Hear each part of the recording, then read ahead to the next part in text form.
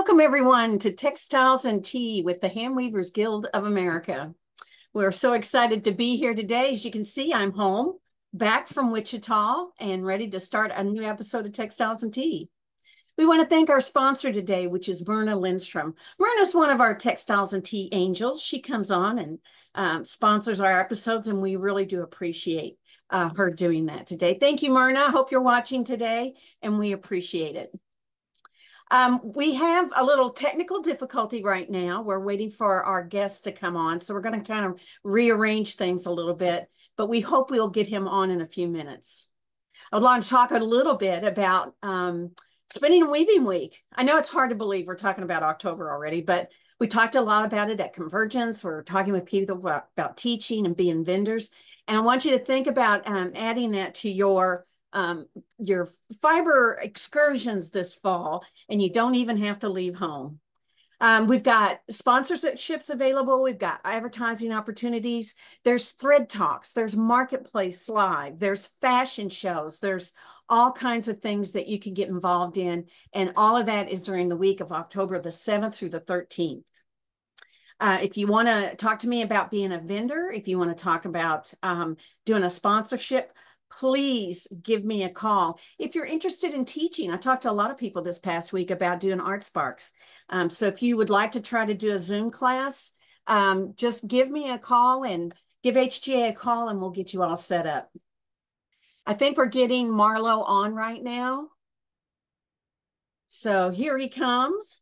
Our guest today is Marlowe Katoney. We're excited to have him. He's a Navajo weaver, and he was raised in northern Arizona. He's based out of Winslow, Arizona. He's trained as a painter at the University of Arizona before turning to the fiber arts. His textile work borrows from his classical 2D education, as well as multitude of cultural influences. And as we go through his work today, you're going to see a lot of that. He regularly employs traditional Navajo iconography and alludes to both Navajo culture and history and popular culture, with references to Japanese anime, street art, Western modernist abstraction. His work bridges weaving and contemporary art, but also acknowledges the influence of the Navajo abstraction on the new contemporary. Some of his artwork is featured prominently in public and private collections, and we are excited to have him here today. I know he's had to go to a library to have good internet. So thank you so much for doing that today. So Marlowe, can you turn your sound on? Oh, we still don't have you.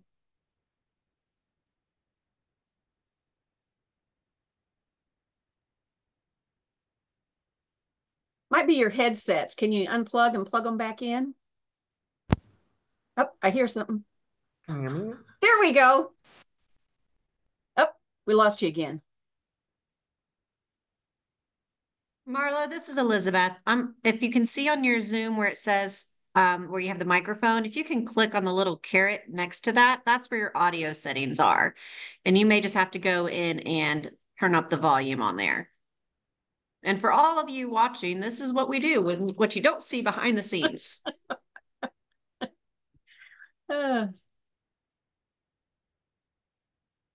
Still not working. Can you not use the headphones? Will the computer work without the headphones? Can you hear me? Okay, I think it kind of clicked on there for a second. How about now? Uh-huh. Try again. Keep talking. Yeah, it comes and goes.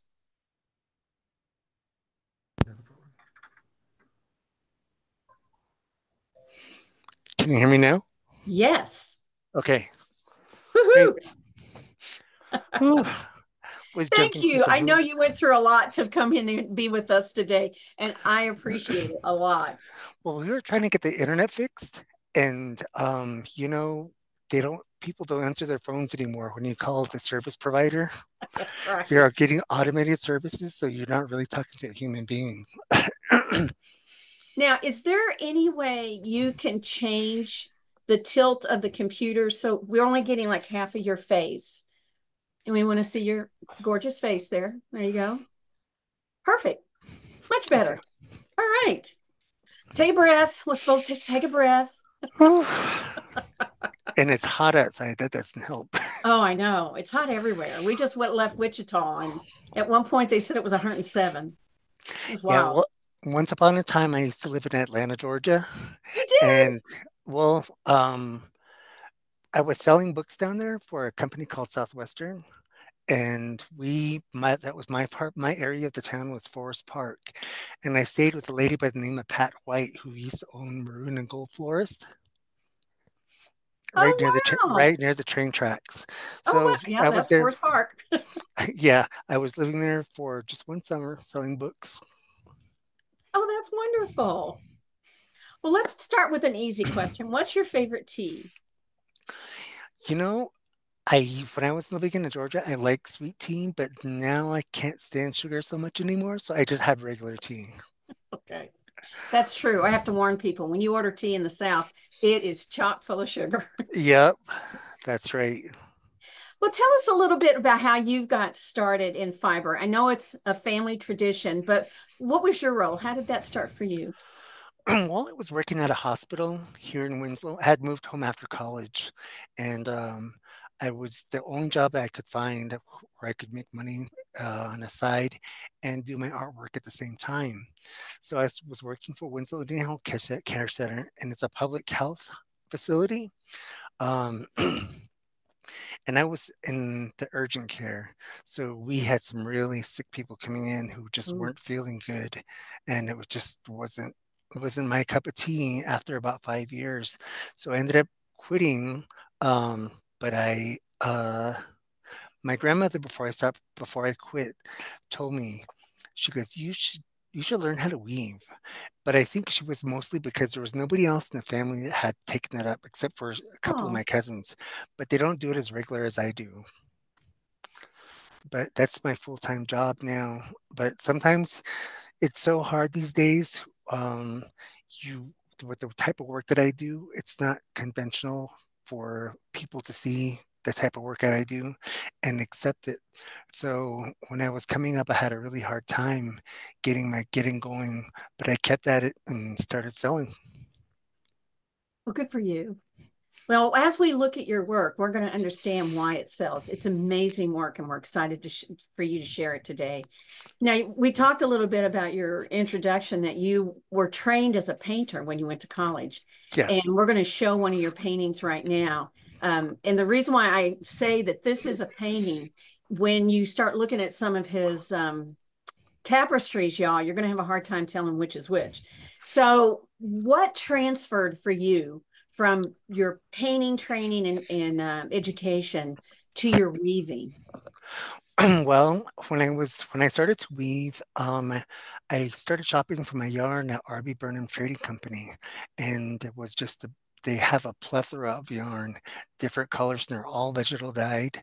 So I had that to my that was at my access. I could get it, buy it whenever I want. Now I'm a yarn junkie, so of course I have a whole pallet of yarn in a box, two or three boxes at home. But what I applied was color theory, contour, and value. Chiaroscuro is what they call it in art school. Yeah, and you do that beautifully, just that gradual going from light to dark, and we'll see more of that in your work. You still paint and sculpt, right? You still do painting? Not so much sculpting, but I do paint, yes. Okay. So how does that painting impact on the weaving you're doing now? I mean, do you use painting as a way to get a break from fiber or to explore a theme differently? How does painting Um, and weaving go together now? I feel that in most ways, painting informs my color sense. Um, Most weaving that you come across has a limited color palette, but in any one time, I can go up to 75, 80 colors in one weaving. But Mhm. color plays on each other like everything else. Color influences everything around, and everything around it influences it. So I do a play on that. I know that A lot of people feel like a lot of color theory, that's not that it doesn't apply to fiber, but you have to tweak it a little bit because it's fiber. It's not flat surfaced. The reflection is different. Yes. Was that a transition for you? Did you become aware of that as you were working, or? Well, I've always been aware that you see you can take a color, say it's gray, and you stick it next to another color and it looks blue. So you can play with that idea, but all the colors influence it. All the colors you have in there, and it can make some colors pop and some fade out. I remember, I think that's one of the first things I learned when I started weaving. It was like, why does this gray not look very good? That was a really pretty red, and I put that gray next to it. It's not pretty anymore. So I think it's one of those things you all had to learn through experience. Yeah, and I'm not afraid to use color. I use every color in my crayon box. You do. And as we look at more of your work, we're going to see that you have incredible color. So, what do you think that weaving offers you that painting doesn't, and vice versa?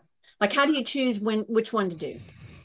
Um, well, like I said, my painting definitely influences my weaving, but weaving can be so unforgiving sometimes because when you weave, you make a mistake somewhere down here and you don't notice till way later. It's almost too late to change it unless you're very daring and you take it all out and redo it.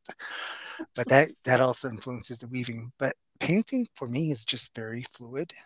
Um, whereas weaving can be constraining because there's only so much you can do. Um, but contour and color theory help that as well as chiaroscuro. Do you find that you react differently when you're weaving versus painting? Does one give you a higher energy? Is one more zen-like? Well, when I used to paint in school, I liked to work big, whereas everybody in my classroom was working on these little tiny small little paintings, but I worked massively. So weaving or painting itself can get very physical when you paint like I paint. Mm. But weaving's not any different. I mean, your your back will hurt, your arms will begin to hurt. You get tennis elbows sometimes from beating the comb against the warp. So they can both be very physically challenging sometimes, especially when you get to my age. I hear that a lot these days. We're all saying the same thing. Get to our age. Um, One thing I realized when we were looking at your work, um, that we can really see your drawing or your rendering skills. And in this slide, we can see that, like just the eyes. And you talked about the chiaroscuro, you can see that in there. These eyes are just so realistic. And you have a great story about how your dad encouraged you to draw. Would you share that with us? Well, my dad worked for the Santa Fe Railroad. Um, it's now the Burlington Northern Santa Fe Railroad, but he was the brakeman first. And then no, I'm sorry, he was a conductor first. Then he became a brakeman and eventually he became an engineer. But um, he would be gone for several days at a time sometimes. And he would start a drawing and he would just give it to me just to keep me busy, I guess, and say, finish it before I come back. So that was my early, that was what I did early on was draw my stuff out.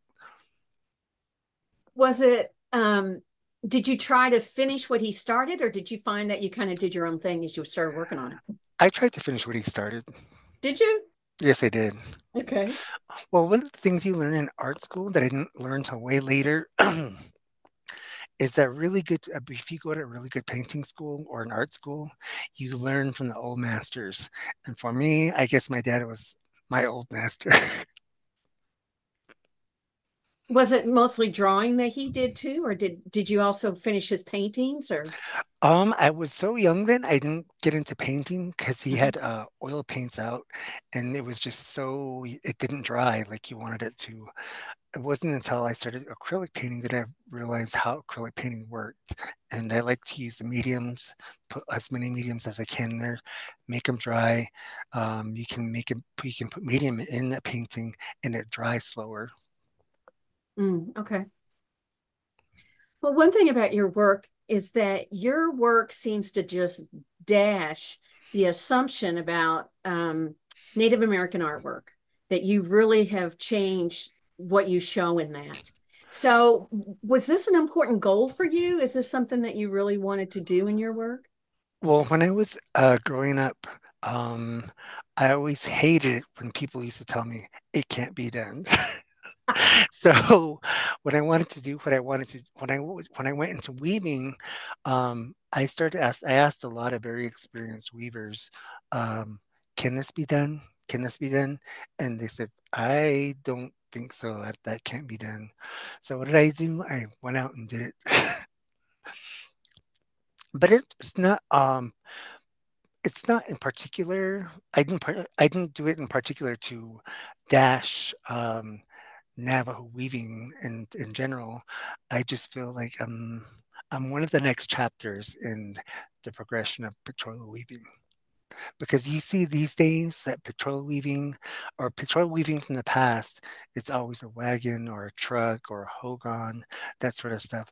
But I wanted to portray my experience as a weaver, and for because that's how I view art in general. It's about the human experience.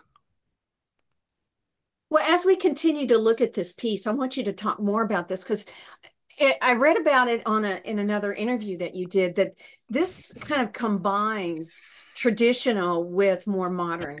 And can you talk some about the symbolism of how you did that? Well, the wedding basket in the middle is those were used in the Tree of Life, but I wanted to portray the breakdancer as a living being and moving up into the sky and showing prosperity. And then the rain clouds in the background is all showing for the prosperity as well as the vegetation in the front. But these vibrant colors really highlighted him. And are there some of the other things? Just like there's a butterfly. Are the other Oh, symbols mean things too?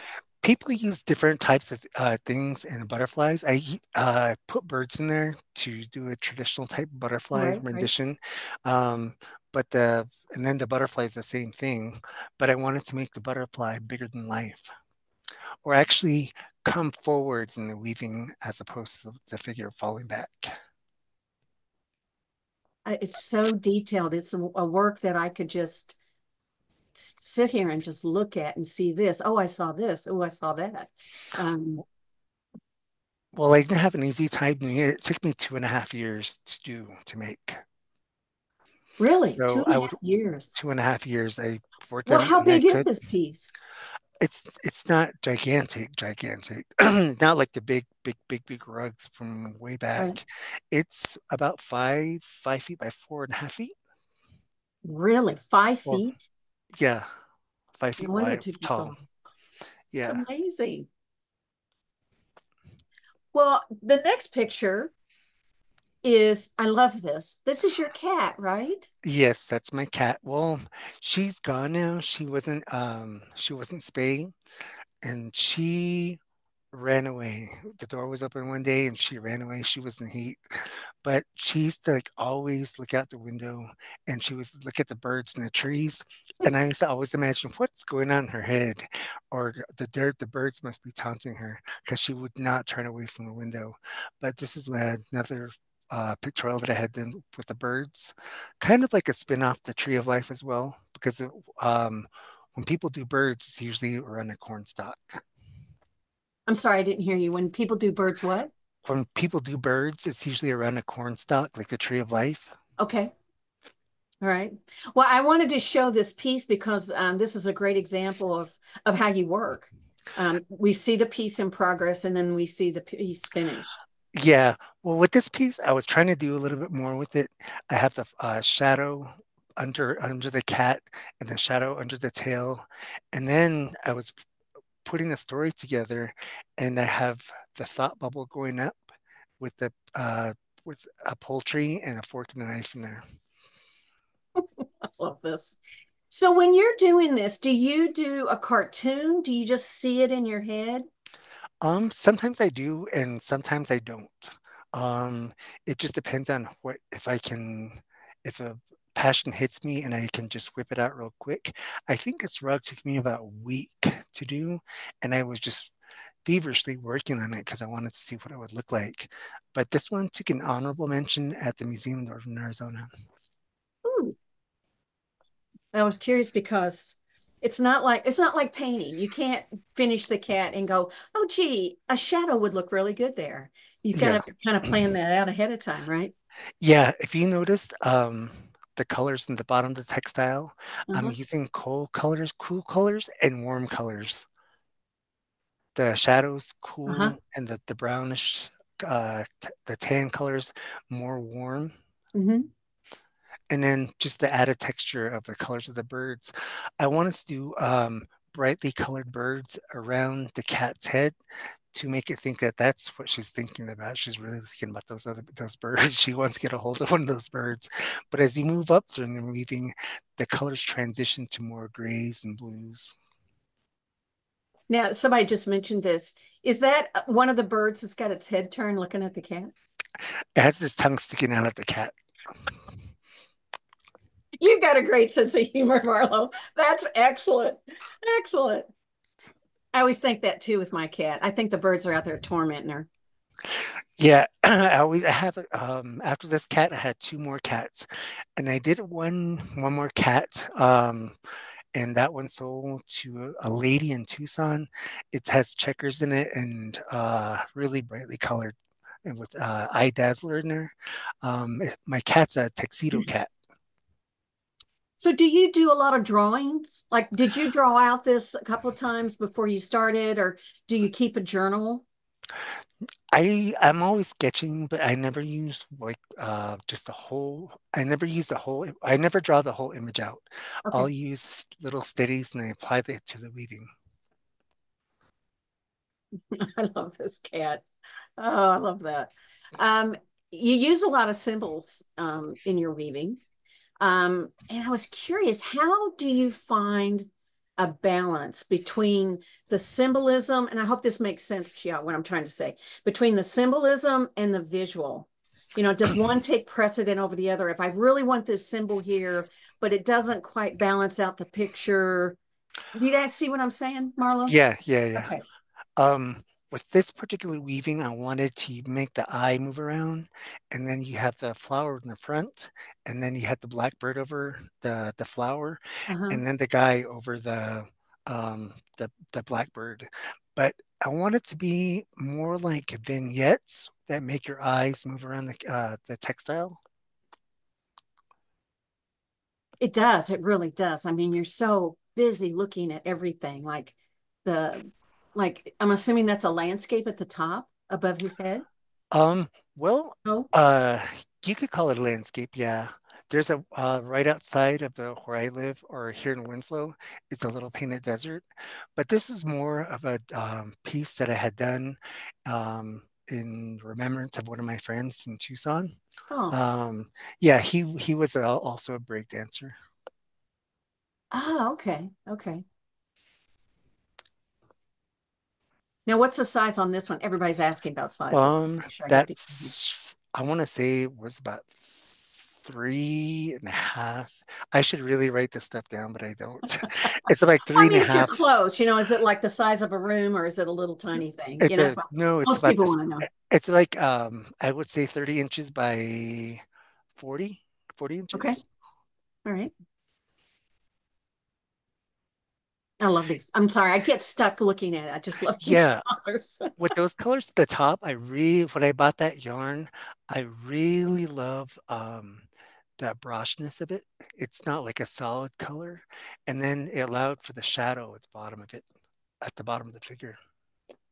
Now, do you do dyeing or do you buy your colors? What yarn I colored? I'll dye sometimes. It's just a little bit of a gamble when you dye your own yarn because you don't know what how the yarn's going to turn out. It's not the same. That's why when you buy yarn, like you always look at the dye lot. The dye lot. Yes. Yeah. Do you try to use materials from around you? Do you try Um, to purchase locally? I do. RB Burnham Trading Company in Sanders. It's like just northeast of Holbrook, Arizona, and Holbrook's just like 30 miles from here. Oh, okay. Okay. Well, we've been talking so much about the intense colors, and I love the contrast that you have. The contrast here is just amazing. And again, I could watch or just look at this piece for hours and see all the difference. Um, can you talk some about color choices? Do the color choices have meaning, or is it just mostly the visual? Like a good yellow Um, goes here, or is it that yellow means something for you? Not so much the visual. Okay. When I select my colors, I know that I'm either going to use white or black, preferably white, because the white will pull all the colors together. White, you learn in art school, white possesses all the colors. So how do you know that you're getting that balance that you need? I mean, this just feels like it's layers, but it's so balanced. Um, You know, I just try to make the eye move around with the color. If I know I'm going to put something in the center, I'll put pieces of that same color at the outskirts, and I'll balance it with some like the squash at the bottom, Uh-huh. and then the leaves at the bottom.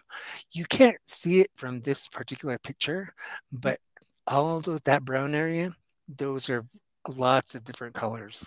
And I used it to make the eye fall into the back, and then the falling your eyes falling visually into the back, it even leads into more detail and draws you into the black and white stripes.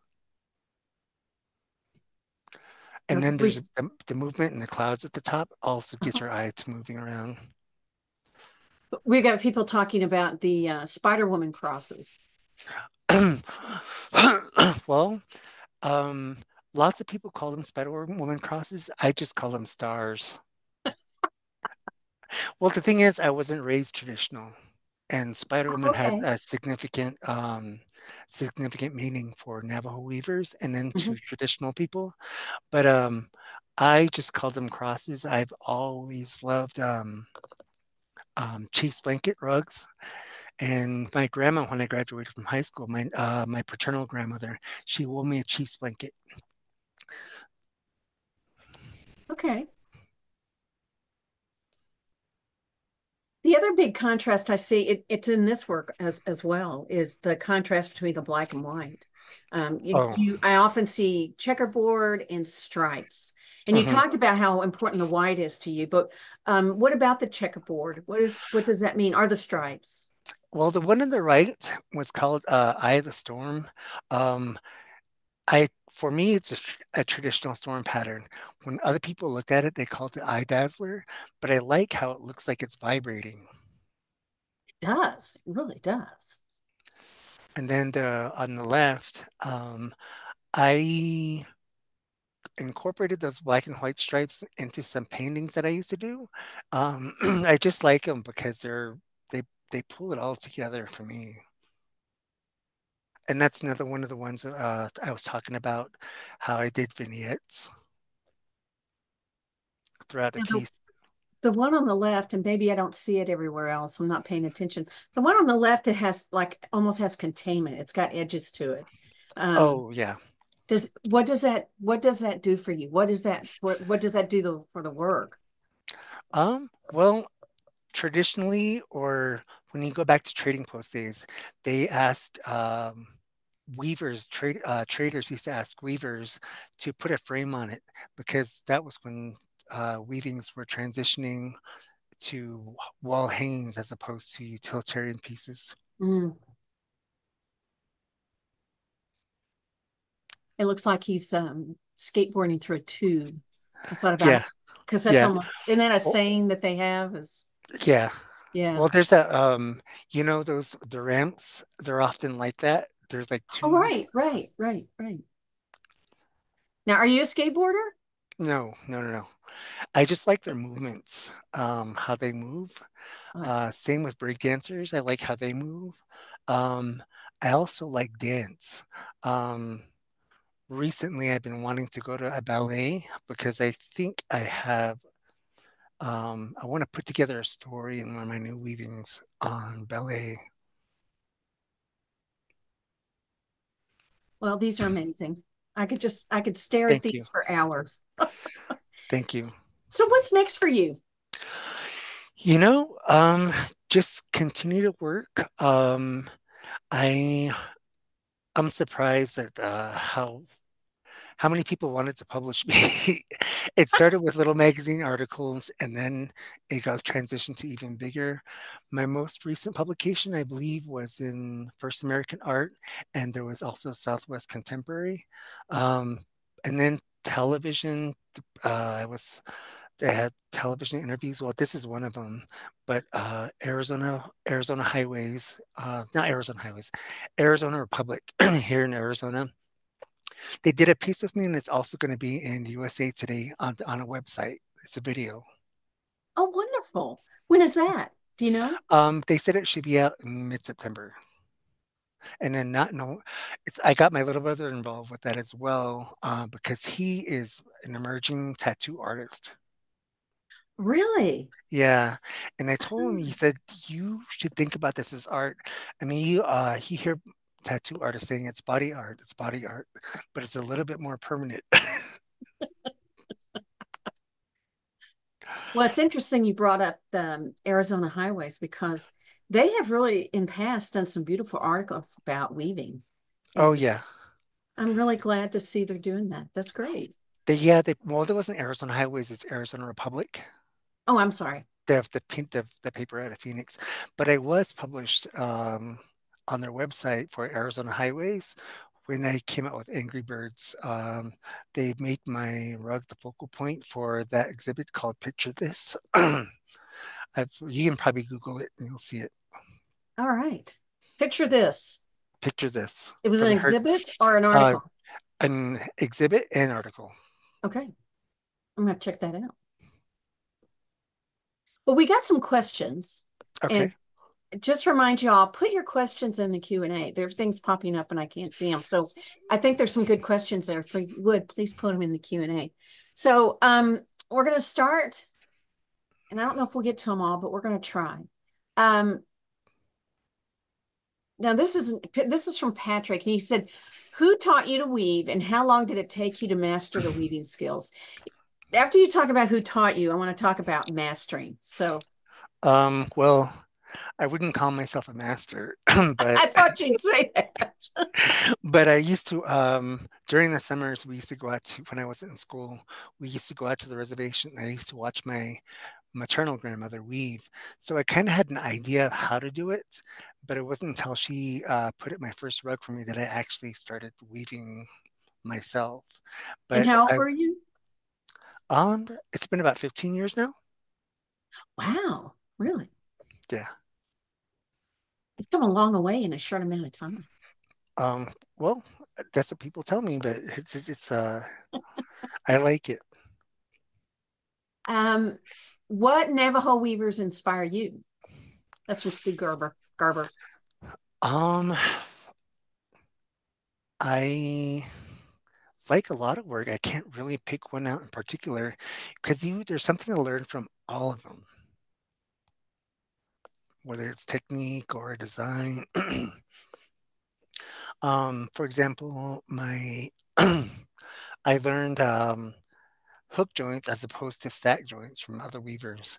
I just seen how their lines are really clean looking, but Mhm. how it is your the yarn hooks each other and it makes a straight up and down line as opposed to when they stack up on each other like that. I'm curious because in some ways, weaving can be a solitary activity. You know, knitters and crocheters can all get together and crochet and knit and spinners. But when weaving is kind of hard, especially if you have a big loom. Do you have an opportunity to meet up with other weavers? Do you all communicate with each other? Or We do. I see weavers from here and there, the grocery store, on the reservation. So yeah, we do communicate, but or marketplaces. when we're all at the marketplace. So I do connect with some of them sometime.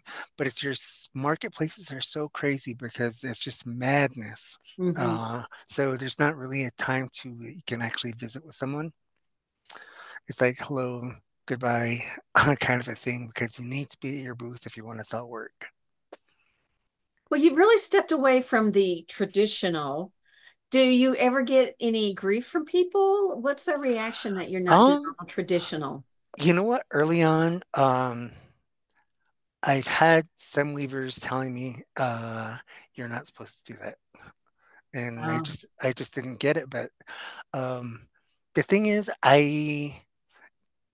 my family, I grew up in a Christian home. Um, my dad was traditional from his upbringing, but my son or my maternal grandma, everybody from that side of the family was Christian when I was born. So I just kind of grew up with those beliefs, and you don't hear so much about the taboos of weaving when from other people because you're kept away from it. And then on top of that, I grew up in town oh, here in Winslow, and with an exception from my friend Gary, there wasn't a whole lot of Native Americans within the one or two block radius. wow. I guess that would make a huge difference in Yeah, your perception. yeah, Huh. Um, oh, somebody wants to know what kind of a loom do you do a vertical loom or a yeah, horizontal loom? yes, vertical loom. Okay. How many looms do you have? One, two, one, two, three, four looms. Okay. And do you make your when you do these really large pieces, are they one big piece or do you sew them together? It's one big piece. Oh wow. The thing about Navajo weaving is, and a lot of people don't know this, or they'll ask you, well, where do you cut it off? And they don't realize that a Navajo weavings, unless it's a gallop throw rug, it's one continuous warp. And so the warp you're weaving on is Mhm. one string. And so when you're weaving, you're going to finish. Uh-huh. Lots of times it'll get so tight that you can't stick your fingers through. So you have to use a needle. Oh wow. Yeah, yeah. Um, well, people want to know what your warp is. What my warp is? What is it? What material? Oh, Cotton. no, it's wool, but it's I believe it's the one that I use is has mohair in it Okay. mixed with regular wool. Um, this is from Anne Marie Mullen. She says, I love the monarch butterfly and the various birds. Do you have favorites that you represent regularly? Such beautiful, intricate work. Bravo. We're getting a lot of they love your work comments, by the way. But Oh, are there symbols you like more than others? Certain kind of birds? no, I just try to mix it up pretty good. That was my best butterfly I've ever done. Most of my butterflies are geometric, and I usually could fit them into a geometric type rug. Not so pictorial, but it's people would consider it a pictorial. I'm amazed now. I've just done a little bitty tiny bit of, that kind of weaving.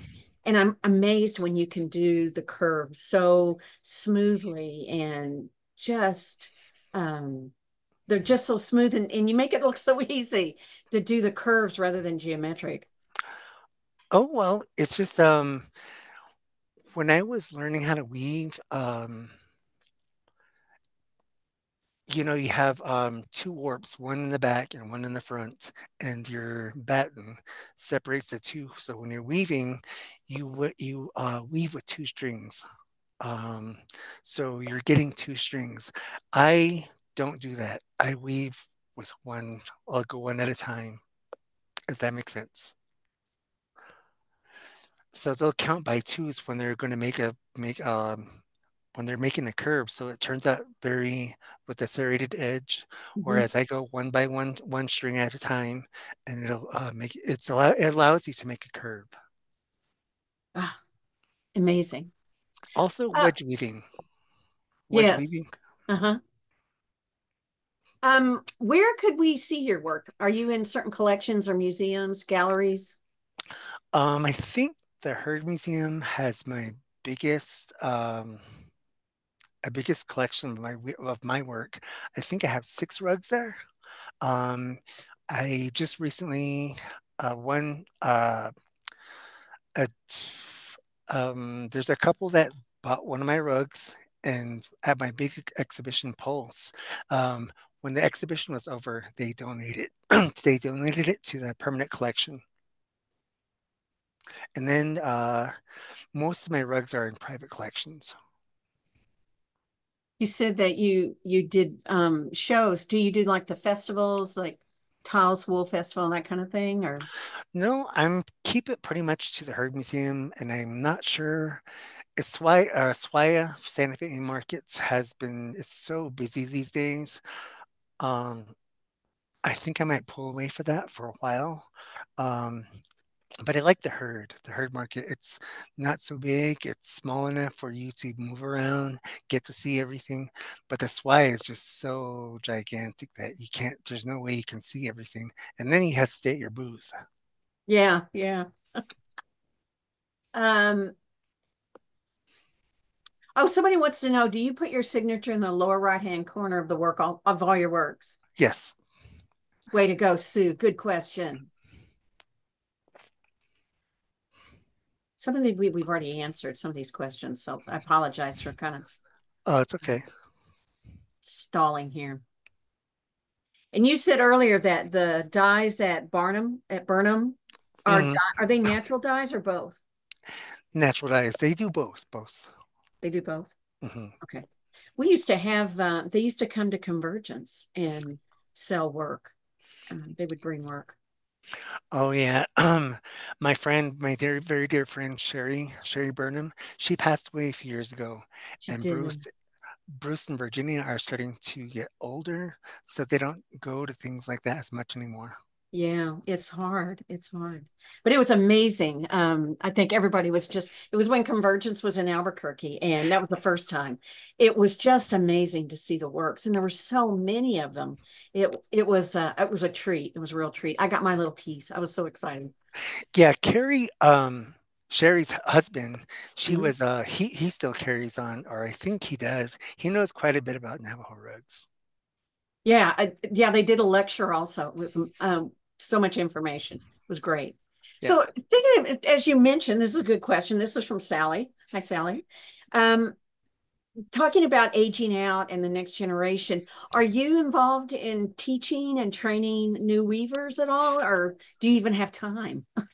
You know what? It's a very tedious thing. You practically have to live with the weaver in order to pick it all up. Um, Really? yeah, my brother wanted to learn, and then he seen me warping a loom one time, and it took me all like the good part of the morning through the afternoon. And he goes, "Oh my goodness, that's too long." Yeah, you're gonna have to have a personality, some patience to do that. Yeah, You yeah. But as far as teaching, I wanted to teach a class, but I mean, even a week is not enough to get the gist of everything you need to know. Okay, this is a long question. This is from Amy Stevens. Movement, the eye around piece, the subjects, breakdancers, skateboarders, black white visual, is so ubiquitous to your pieces. Did this gradually evolve as you wove? Was it typical of your painting? Was it learned in art school? Why do you think movement is so important to you and your work? Lots of questions there. Yeah, I would have to say that um, I really wanted to make something that nobody had ever seen before. And so that's why I'm constantly challenging myself Mhm. to do something more, uh, just to try, even if we're, because sometimes I'll do studies Mm. um, to see if I can do it. And they're little pieces like that.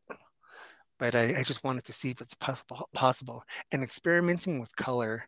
Um, I always get that question, but I didn't want it to just give them um, a one note piece. I wanted it to be rich, absolutely rich, or your eyes just feast on it. I was curious because I know that when people are learning tapestry, they do the real basics first, because this is how you make a straight line and this is how you make an angle. So when you first started out, were your works pretty basic and then you started developing, or as Yes, you yeah, understood it better? yeah, exactly. But I was already weaving by the time I got to my sixth rug. Did you see the rug with the old man in the middle? Uh-huh. Okay, that was my sixth rug ever. It took me Really? 6 months. Wow. You have a gift. You definitely have a gift. Thank you. This is from Diane Wilhoit. You are definitely the next generation of pictorial weavings. And now she has a weaving question. How many dents per inch do you typically weave? Um, it just depends on the yarn. About it averages about 40, 45 to 50 wefts per inch. Okay. Was that the question? She said how many dents? How tightly is the warp? Oh, the warp. It just if it's a tapestry yarn, it gets a little bit smaller than that, about 12. But when I was weaving, when I was taught to warp, I space them out when I'm weaving to about a fourth of an inch Okay. because it's gonna turn around anyway, and it's gonna get span out a little bit.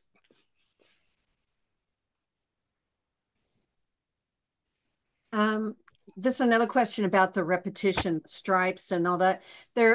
She was wondering, is there a relationship between the number of stripes, blocks, or elements used? Or is it a matter of balance? It's more of a matter of balance and whatever it can fit in there. That's good. That's important, isn't it? Well, the thing is, I've always been taught in painting classes or drawing classes that it's okay for things to run off the page.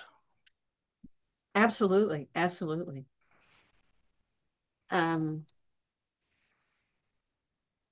sorry, it's taking a while.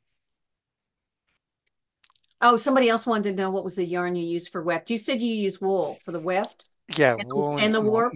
and yeah, wool for the weaving and for the warp also wool and mohair. So the warp It is it wool and mohair, the mohair, yes, it's brown sheep. and it doesn't stretch. And so it works well. I have to be really careful like that. If it's humid outside, those will Oh, stretch. oh, okay. And then the weft is all wool, Yes. churro, Um, or whatever you want. no, no, it's actually the sheep the wool fleece that I get from RB Burnham. I believe they told me that that kind of sheep it comes from Argentina, but they have Ooh, really long fiber. I bet. I bet. Good questions, Nancy. Thank you. Somebody wants to know, what does the back look like? Well, sorry, we don't have that. It looks exactly like the front. Does it? Yeah, it's just reversal. Oh, you're a nice clean weaver, aren't you? Hmm. Well, the thing is, when you're weaving, you're taught just that um, it's really hard to. This is hard to explain, and I understand it myself. Your back of the weaving is usually cleaner than your front. Is usually what? Cleaner than your front. No, Oh, there's no strings hanging out. You just lay your yarn down and beat it down, oh. just over the other one. Now I wish we had the picture of the back. I'll have to remember that for next time. Um, so do you make your looms or do you buy them? I buy them. What kind of loom do you like? Um, Mark Deschini, he's a Navajo. He makes looms and weaving tools. His mom's a weaver, and I get most of my looms from him. Chini? Deschini, Oh, Deschini. Mark Deschini. Okay. You may be He's getting phone calls. Yeah, he left outside of Window Rock, or he lives outside of Window Rock. Okay. He might be in Gallup now, but he makes the best. All right. Oh, Nancy Feynman says his grandma taught him well, if the back is as good as as the front. That's true. That's true. Well, I can't believe it, but we're going to have to stop for today. Okay. About that, one secret that I have about cleaning my rugs Uh-huh. is I use a fuzz buster. Do you really? Yeah, because it takes out all the little fibers. Yeah. Yeah. You heard it here first, folks. Clean up those rugs. It Fuzzbuster. was, well, some other weavers had turned me on to that. Uh-huh. And then I found out a lot of weavers have that. They use the fuzz buster. And that's those things that clean sweaters? Is that what that is? Yes, yes, yes. That's it. And Oh, I've been through about 10 of those. I bet. I bet. Marlo, I appreciate you so much for being on here today. I know it was a hassle for you to get here and get everything set up. We do appreciate it. Someone commented, and I agree, this is why we need to push to have good internet throughout the rural parts of the United States. So Yes. appreciate it. But our internet, I don't know what's wrong with it. Maybe a new modem, but it just wasn't working. I tried to get it to work, but we tried to unplug it and then plug it back in. So see if it'll do anything, but nope. Well, you went the extra mile and we appreciate it. It was well worth it. We loved it. The audience loved it. It was wonderful. Thank you so much. Thank you. If you want to learn more, go to Marlowe's Instagram. You can see more of his work. And I tell you, you can just look at it for hours. And I'm going to follow you. I want to see an exhibit of yours. I want to see these pieces in person. They're just amazing. So thank you so much. And we want to thank our sponsor. Again, it was one of our Textiles and Tea angels. It's Myrna Lindstrom. Myrna, thank you so much. I hope you're happy with this episode. It was pretty amazing to have it. So thank you, Myrna, for being a sponsor of Textiles and Tea.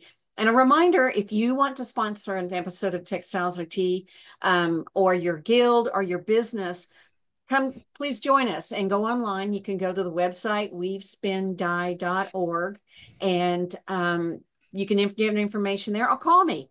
We can set something up, and we're booking months in advance, so you can think about. We've got some guilds celebrating their anniversaries, and they're going to sponsor an episode of Textiles and Tea. So thank you all so much for that. We want to thank everybody for their donations to the Fiber Trust and donations to HTA and your membership. Those donations help us with our programming, whether it's Textiles and Tea or Spinning and Weaving Week, Careers in Textiles, more and more. And we can always be looking for new ways to offer you all programs that will keep us connected and encourage us in our fiber. That's really important. If you missed any of the episodes, you can watch them again on HGA's Facebook, or you can go to YouTube. And I encourage you to subscribe to YouTube, because if you do, you'll get a notice when the next one's uploaded. I want to say hi to everyone we met at Convergence. It was wonderful meeting you all. A lot of you are still there. Liz is still there. Appreciate her doing that from Wichita. And I hope you all have a wonderful week. Next week, we have Betty Davenport, another grande dame of weaving. We're excited to have her on there. Thank you so much. Have a great week and happy tea.